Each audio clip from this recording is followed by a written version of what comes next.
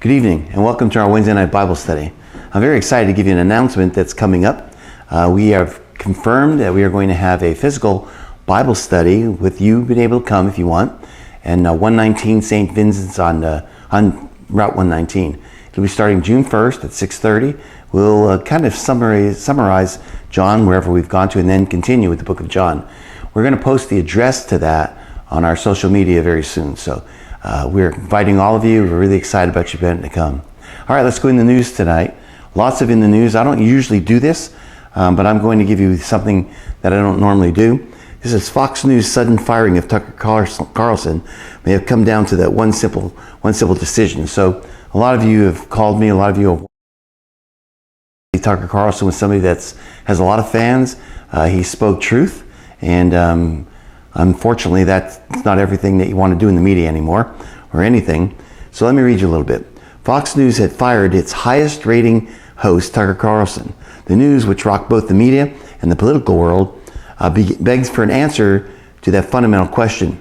It goes without saying that it is no coincidence that the dismissal came just days after Fox's historical settlement with Dominion voting systems. You remember that? That was this system that was in when the last election was on, and they thought that they were rigged, and they sued Fox. They won. I think it was $700 and some million. I'm kind of wondering, since there's no explanation of why Fox would fire one of their top media personnel and actually a top program.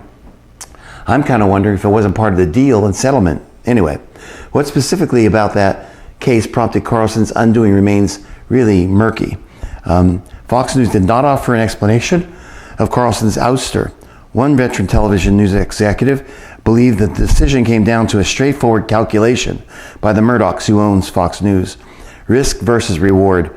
There's a lot of drama and intrigue, but this is always about managing risk versus reward. Let me throw my own 2 cents in there. This is about free speech, is what it's about. Tucker Carlson, even if he said something that was his own opinion, has the right to say that, as well as any media anchor. Matter of fact, we see it in secular media all the time. They say their opinions.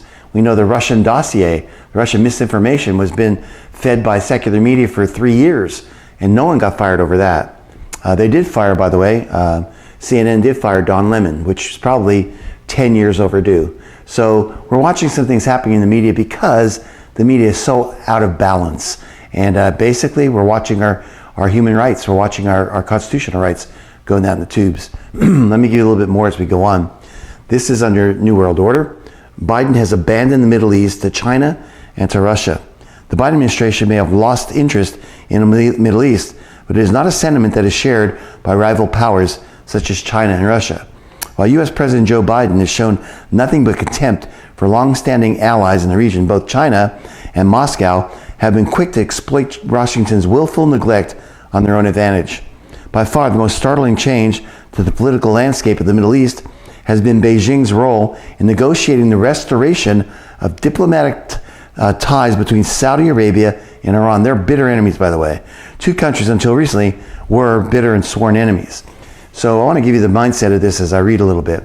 Despite the intense hostility that exists between Iran and Saudi Arabia, which is exasperated by their respective devotion to the competing traditions of Shia and Sunni Islam, totally opposed to each other, Tehran and Riyadh have made the surprise move of restoring diplomatic relations in an initiative orchestrated by China, by Beijing.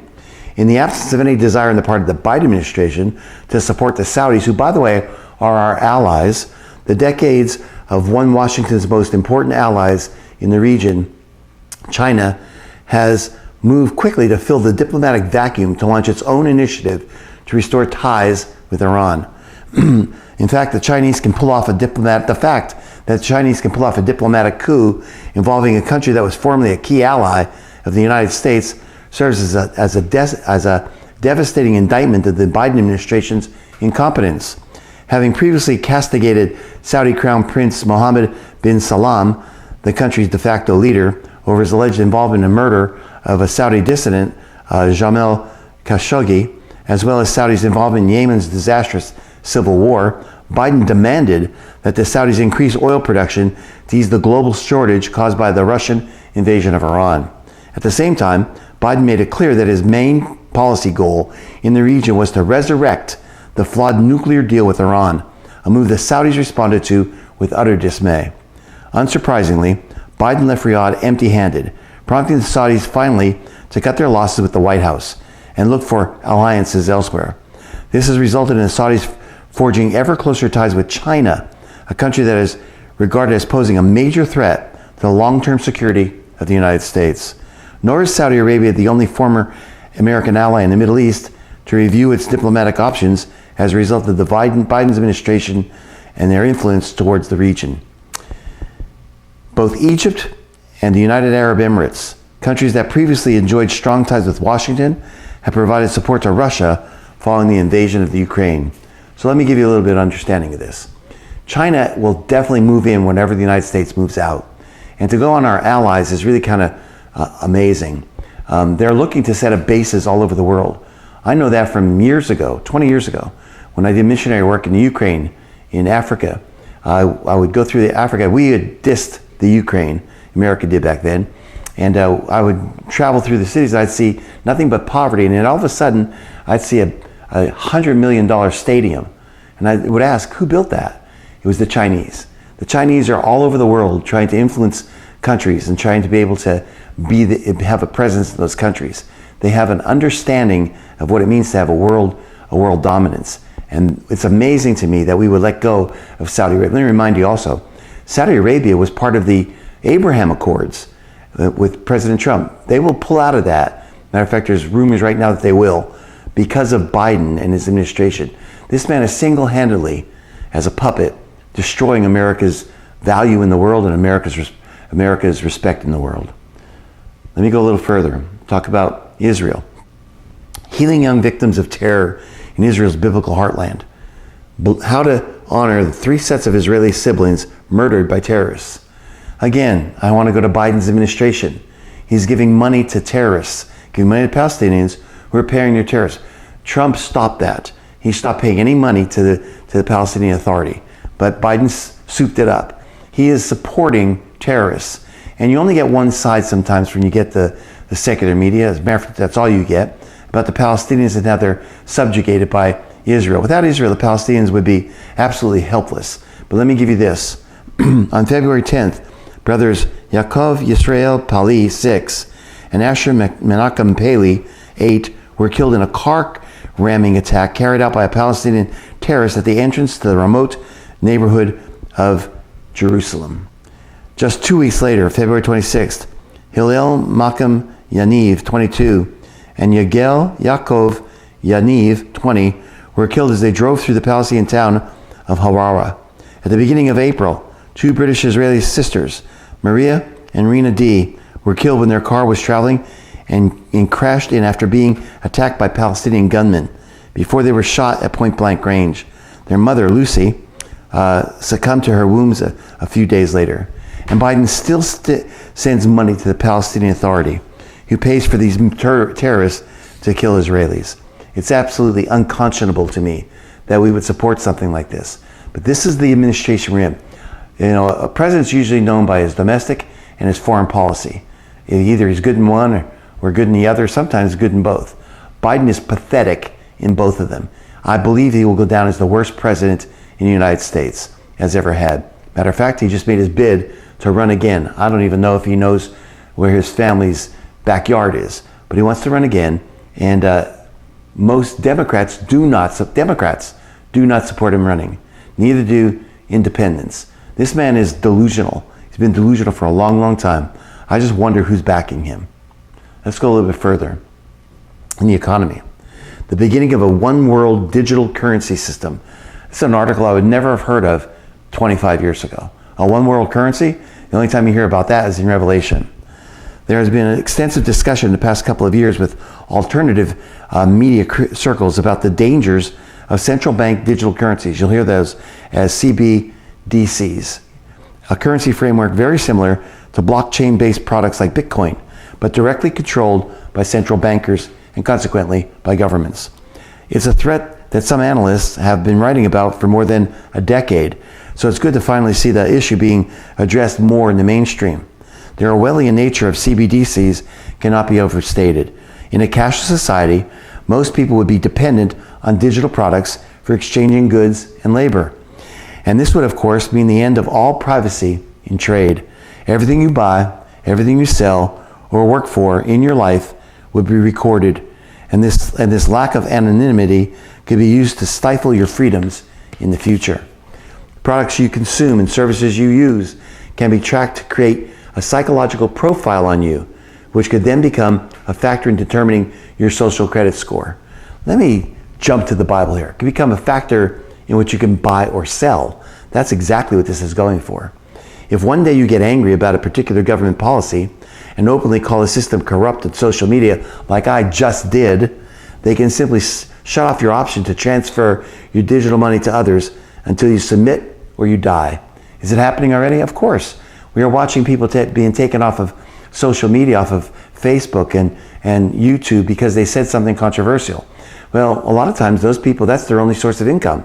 So basically what they've done is they've shut down their source of income. Imagine, this step is not a very big step. It's the next step, is what they're talking about. And so we're watching this start to take place and come to fruition in our lives. This is what John the Revelator talked about. He had no idea what a CBDC was, but he did know what a one world currency was. He did know that you couldn't buy or sell unless you had a mark of the beast. He's talking about an economy, a one world economy. And now, for the last 10 years, we've seen the world push this one world economy. Let's go a little bit further. Anger growing as economic conditions steadily deteriorate all over the world. This article ties right into the last one. So why would you need a one world currency? Because the world economies are all over the place and they're dying. They're submerged. And basically we need something, the world does, to pull that all back up so people could have a stable income, a stable source of income, a stable economy. So we are seeing the backstory on this, that our world's economies are failing. Something has to be done. So we are in the early stages of a global economic collapse, this article says, and people all over the globe are getting extremely angry. Here in the United States, higher prices are an inconvenience, but in other parts of the world, higher prices can mean the difference between feeding your family or not. And once people get up to a point where they can't even survive on the incomes that they are bringing in, they can become very unpredictable and very violent. For example, a large economic protest has just happened in Lebanon, and it quickly descended into violence as protesters aggressively clashed with government security forces. Unfortunately, economic protests such as these have become quite common over the past year. In fact, one team of researchers determined that there were, are you ready for this? 12,500 such protests during 2022. A record number. It's never happened. These are economic protests. Will that number be even higher in 2023? All over the world, right now, people need to eat. And food prices just keep rising, not only in America, but all over the world. Most of us, can take it on the chin and begrudgingly pay those higher prices. But in the world, they can't. It's a matter of starvation. In March, food prices in the UK rose at their fastest pace for 45 years. And it's now being projected that the global rice shortfall this year will be the largest in 20 years.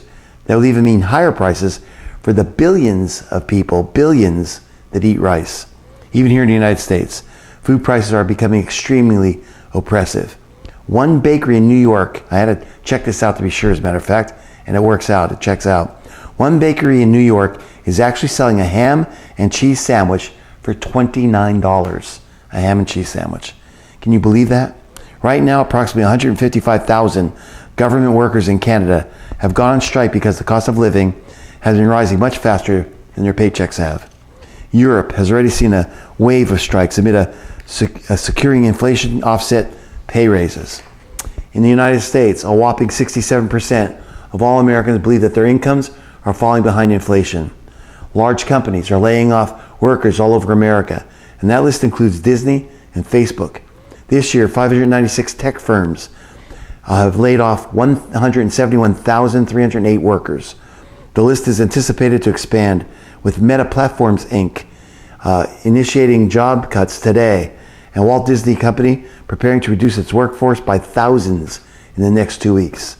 Across Facebook, WhatsApp, Instagram, and Reality Labs will be affected. In Facebook, The move to reduce headcount by at least 10,000 positions at the company was outlined by founder Mark Zuckerberg's goal of greater efficiency earlier this year.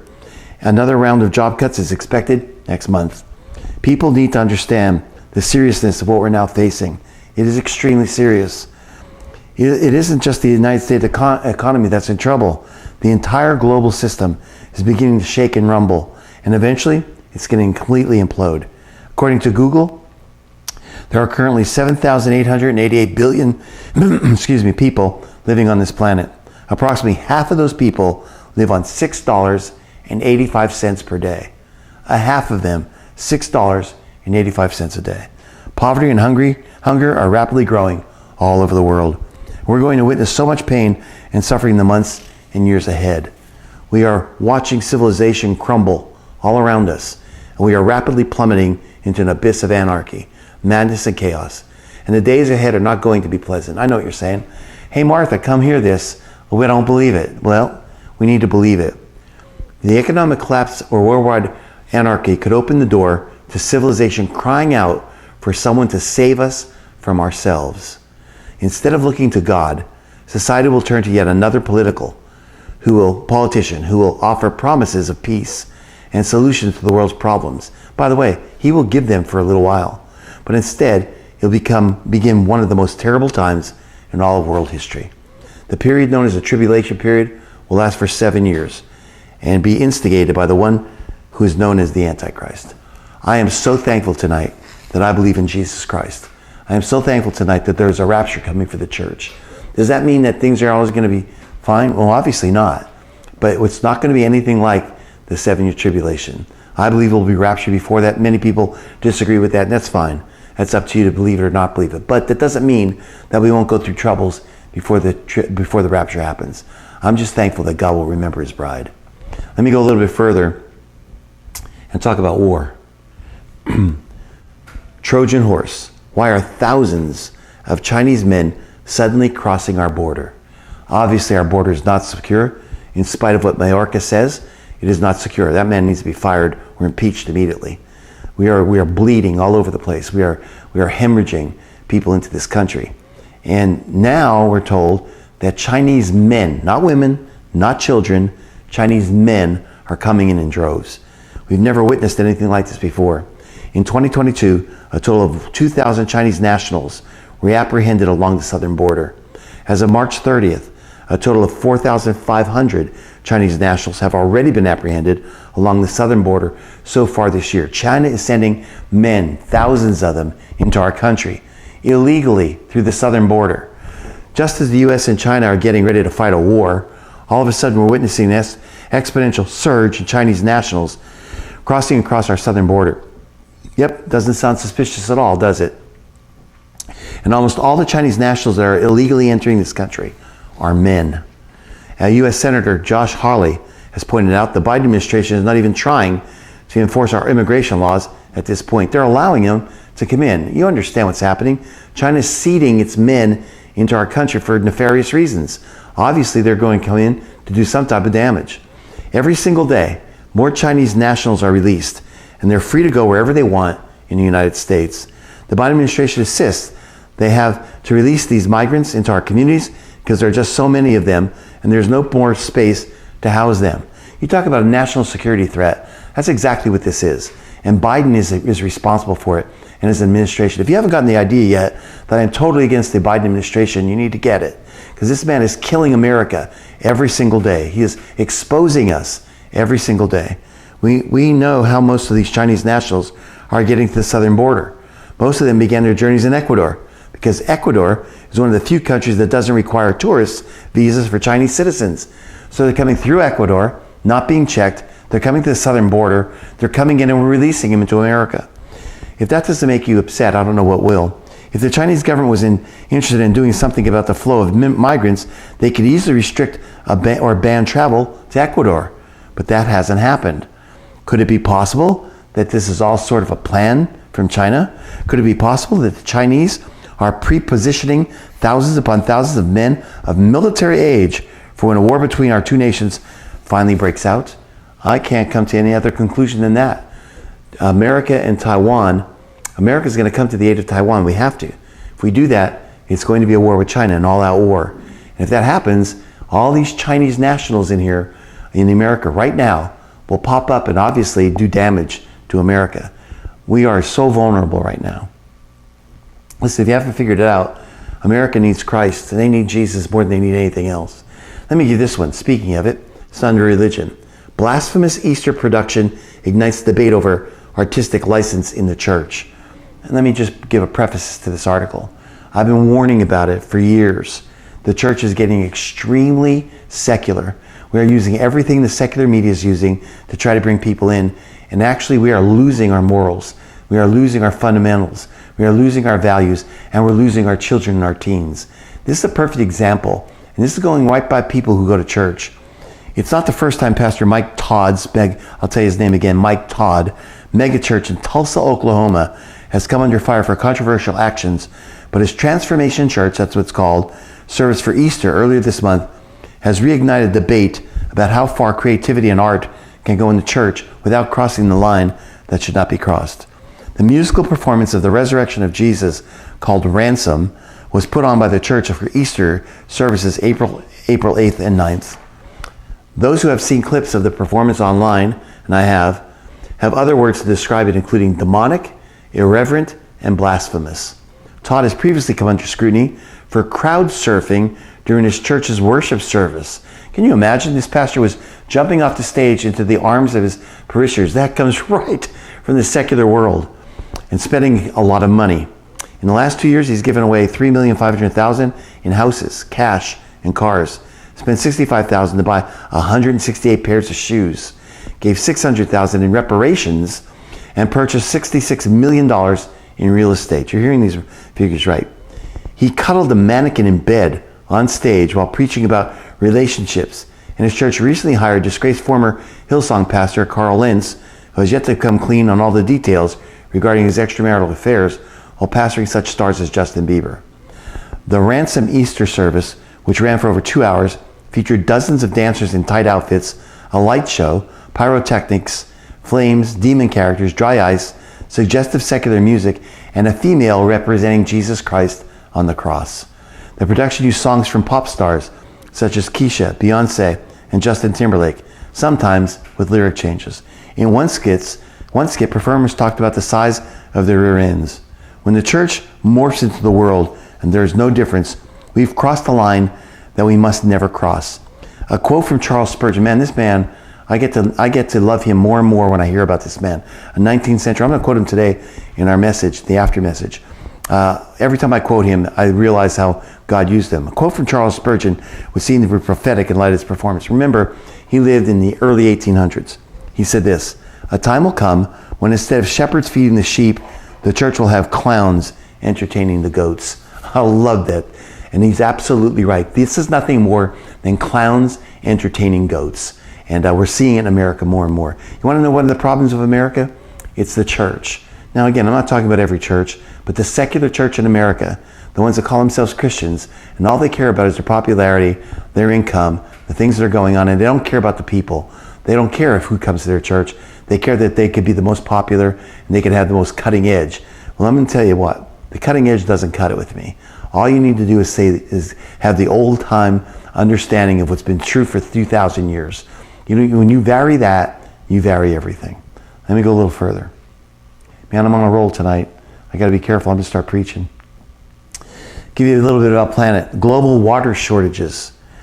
Nearly 1 billion people dwelling in cities around the globe are experiencing a crisis concerning access to water. And in the next 3 decades, should we last that long, which I doubt, that number is predicted to double, according to a new United Nations report. In fact, water demand in cities is predicted to increase by 80% by 2050. Currently, 2 to 3 billion people experience water shortages for at least 1 month every year. About 2 billion people do not have access to safe drinking water. So that's almost a fourth of the planet. And 3.6 billion do not have access to safely managed sanitation. That's almost half the planet. According to the UN report, global demand for fresh water will surpass the supply by 40% in just 7 years. By 2030, only 37% of people in sub-Saharan Africa will have access to safely managed water. Aside from the challenge of worldwide droughts, many industries also consume or pollute huge amounts of water. I heard a stat the other day, for every quart of beer produced, it takes 6 quarts of water to make it. As human greed and selfishness continues to be driving forces in individual behavior and political policy, those with access to water will likely continue to exploit what they view as their resource.